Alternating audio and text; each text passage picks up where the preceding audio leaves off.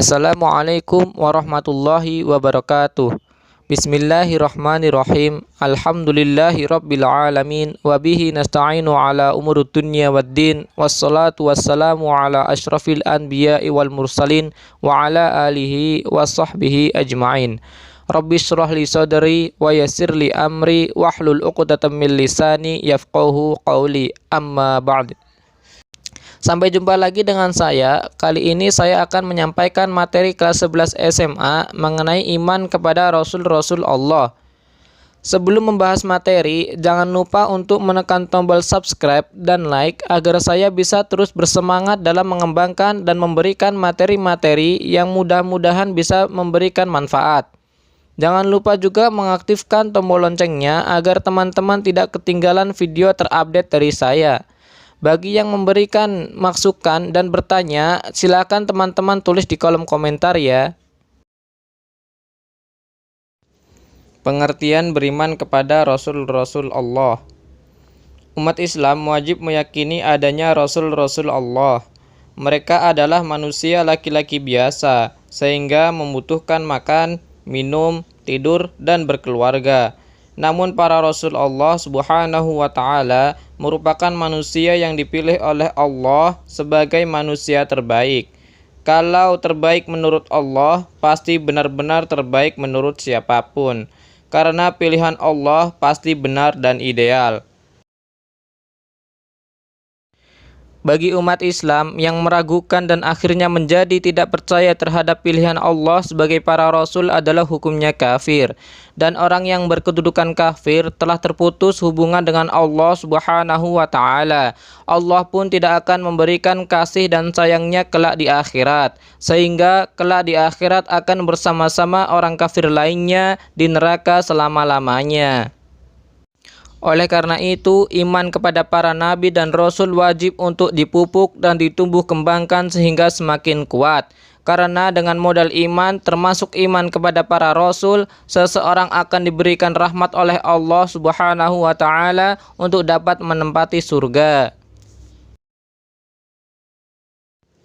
Pengertian beriman kepada para rasul dapat diketahui melalui dua pengertian, yakni pengertian menurut bahasa dan pengertian menurut istilah. Yang pertama, pengertian menurut bahasa. Rasul berarti sebutan dari utusan Allah. Dapat juga diartikan sebagai seseorang yang mengikuti berita-berita yang mengutusnya. Pengertian menurut istilah berarti meyakini dengan sepenuh hati bahwa Allah Subhanahu wa Ta'ala telah mengutus manusia laki-laki terpilih yang diberi wahyu oleh Allah Subhanahu wa Ta'ala. Dan wahyu tersebut harus disampaikan kepada umatnya sebagai pedoman dan petunjuk hidup, agar hidupnya selamat dari dunia hingga kelak di akhirat. Yang menjadi umat para rasul adalah seluruh manusia, baik yang taat maupun yang menolak, termasuk yang memusuhinya. Dalil sebagai perintah beriman kepada para rasul. Yang pertama, dalil naqli. Dalil naqli adalah dalil yang bersumber dari ayat-ayat Al-Quran dan hadis Nabi. Dalil tersebut bersifat paten, artinya tidak dapat diragukan atas kebenarannya, karena Allah dan Rasulnya adalah tempat dan sumber kebenaran yang sempurna. Sedangkan yang termasuk dalil naqli dalam perintah beriman kepada para Rasul antara lain. Yang pertama, dalil yang dalam bentuk khobar atau berita. Bismillahirrahmanirrahim. وَلَقَدْ بَعَثْنَا فِي كُلِّ أُمَّةٍ رَسُولًا أَنِ اعْبُدُوا اللَّهَ وَاجْتَنِبُوا الطَّاغُوتَ فَمِنْهُمْ مَنْ هَدَى اللَّهُ وَمِنْهُمْ مَنْ حَقَّتْ عَلَيْهِ الضَّلَالَةُ فَسِيرُوا فِي الْأَرْضِ فَانظُرُوا كَيْفَ كَانَ عَاقِبَةُ الْمُكَذِّبِينَ.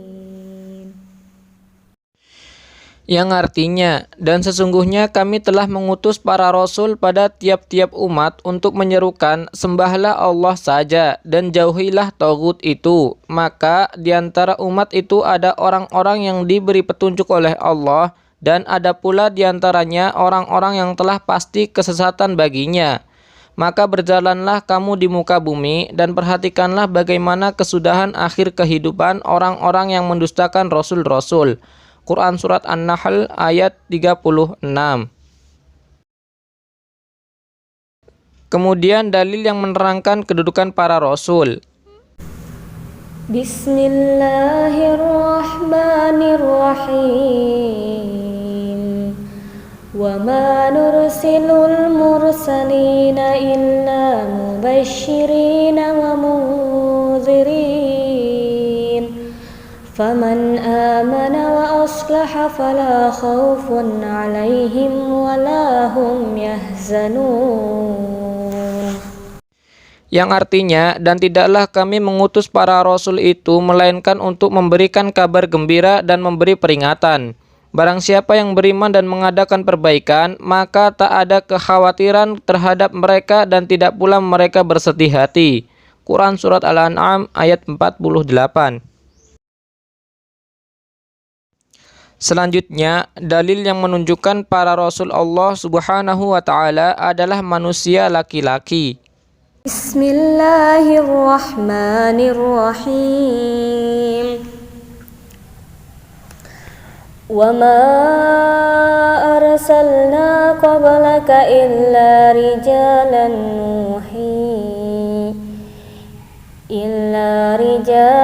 nuhi ilaihim fas'alu ahla dzikri in kuntum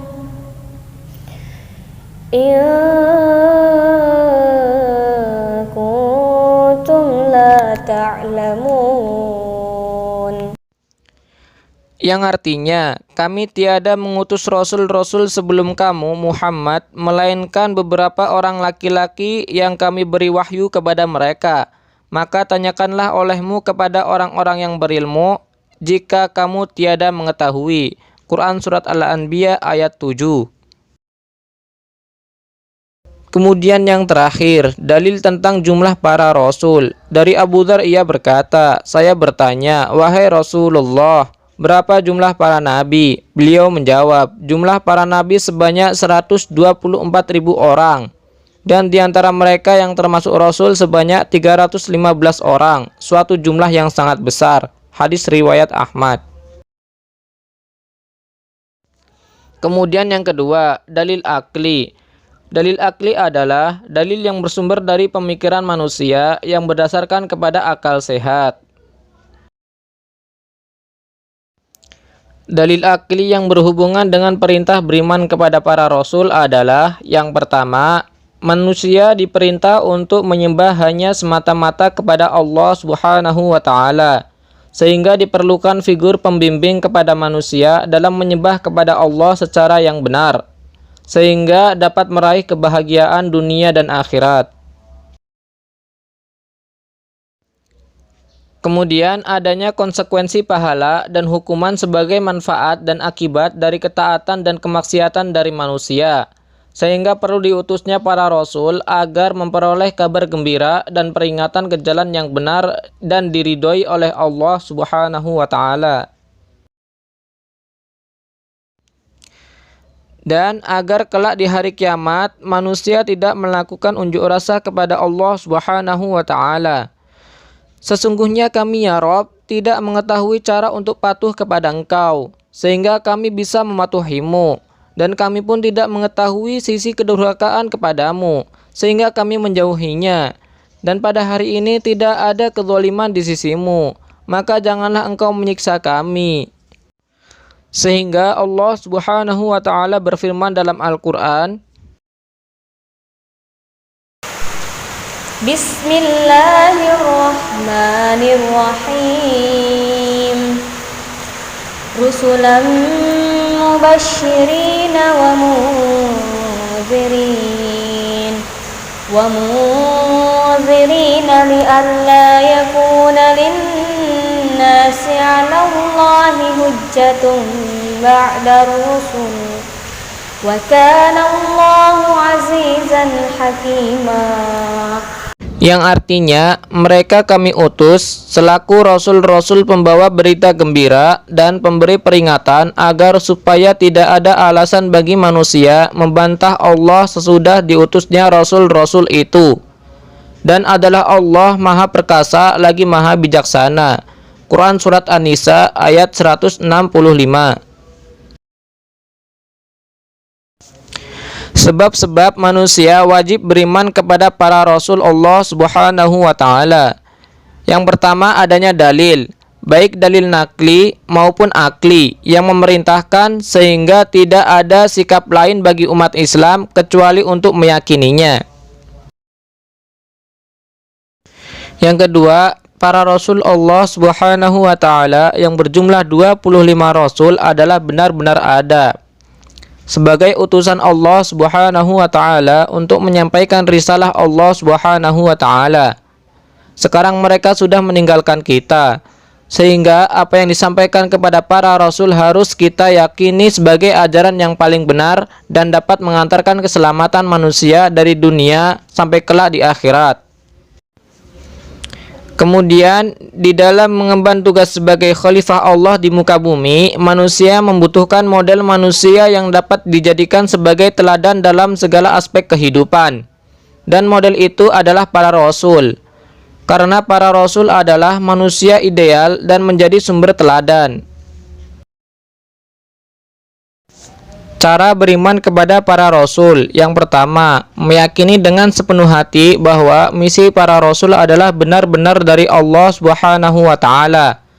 Sebagai buktinya, para rasul diberikan panduan untuk melaksanakan tugasnya dalam bentuk wahyu, baik wahyu dalam bentuk kitab suci maupun dalam bentuk suhuf. Yang kedua, tidak boleh membeda-bedakan antara rasul satu dengan rasul yang lain. Semua rasul adalah utusan Allah Subhanahu wa taala. Mereka diutus untuk mengajak manusia pada jenis umat tertentu untuk menyembah kepada Allah Subhanahu wa taala dan mengemban misi hidup dengan mengikuti jalan yang lurus. Sehingga rasul satu dengan rasul yang lain memiliki kedudukan yang sama, yakni sebagai utusan Allah Subhanahu wa taala. Oleh karena itu, tidak benar jika membeda-bedakan dalam mengimaninya. Kemudian yang ketiga, meyakini kebenaran semua yang disampaikan kepada para rasul. Para rasul telah dikodratkan oleh Allah Subhanahu wa taala dengan 4 sifat, yakni siddiq, artinya benar atau jujur. Kemudian amanah, artinya dapat dipercaya. Tabligh, artinya menyampaikan. Dan fatonah, artinya cerdas.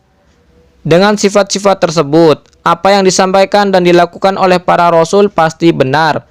Dan para rasul terjauhkan dari sifat-sifat mustahil, yakni kidzib, artinya dusta. Khianat, artinya tidak dapat dipercaya. Kitman, artinya menyembunyikan. Dan baldah, atau jahlun, artinya bodoh.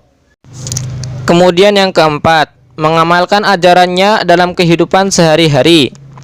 Bagi umat Islam wajib mengikuti semua sunnah Nabi Muhammad Sallallahu Alaihi Wasallam, karena semua yang dibawa oleh Rasul Muhammad Sallallahu Alaihi Wasallam adalah aturan kehidupan, sehingga semua bentuk perilaku, baik perilaku kepada Allah Subhanahu Wa Taala, perilaku kepada sesama manusia, maupun perilaku kepada alam semesta.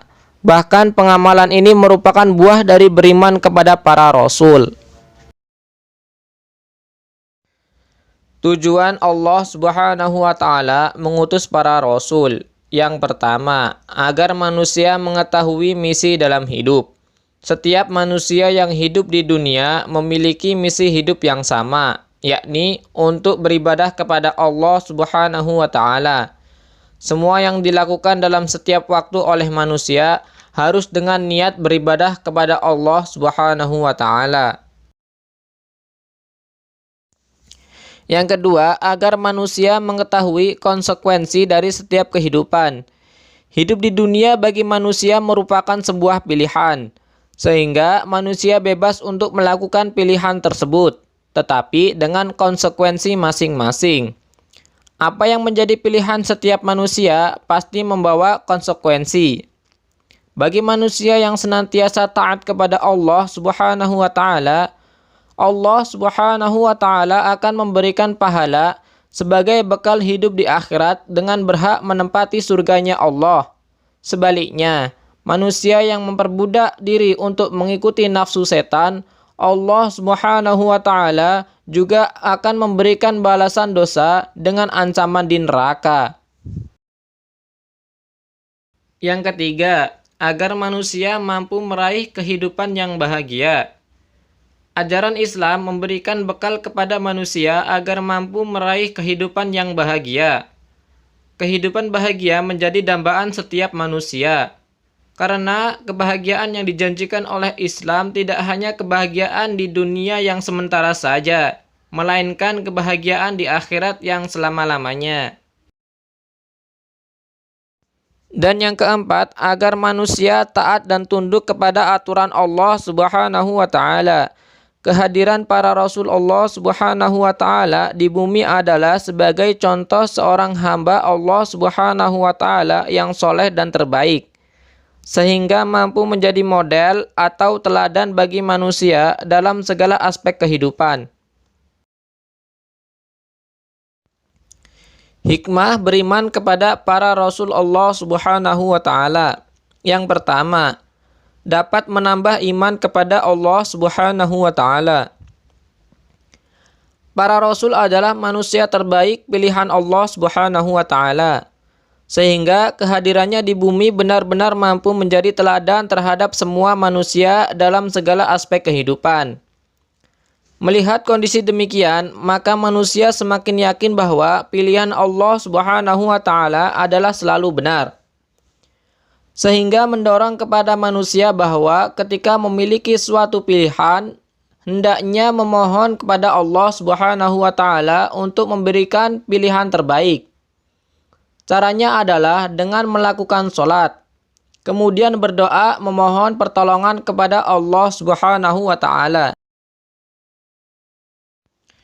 Yang kedua, mempercayai kebenaran tugas para rasul-rasul Allah Subhanahu wa taala.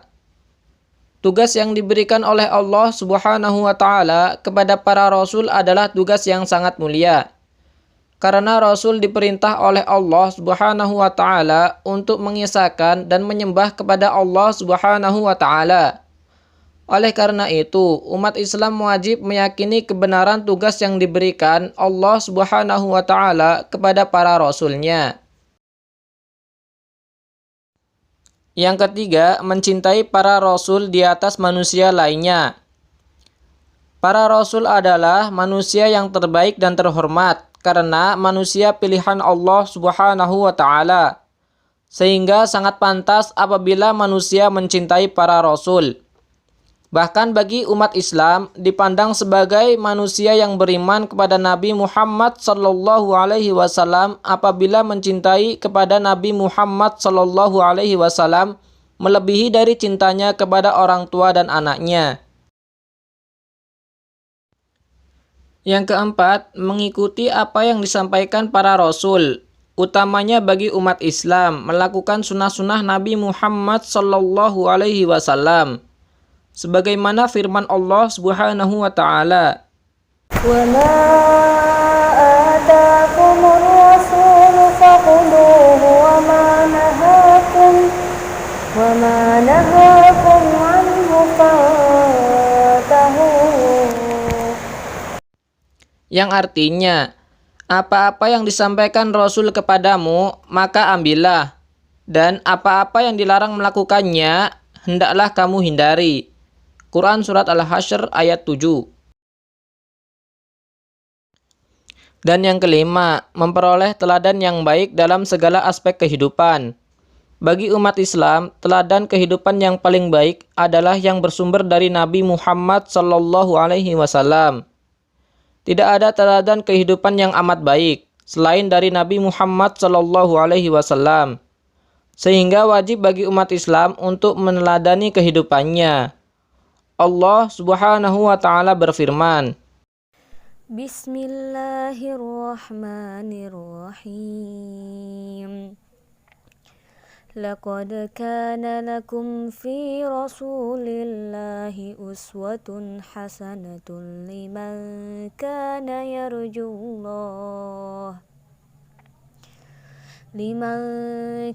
يرجو الله واليوم الآخر وذكر الله كثيرا.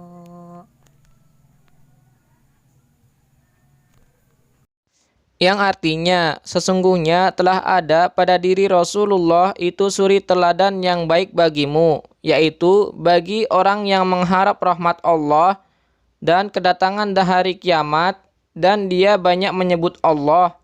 Quran Surat Al-Ahzab ayat 21. Cukup sekian video penyampaian materi saya kali ini. Mohon maaf apabila ada kekurangan dalam penyampaian. Subhanakallahumma wa bihamdika asyhadu an la ilaha illa anta astaghfiruka wa atubu ilaik. Wassalamualaikum warahmatullahi wabarakatuh.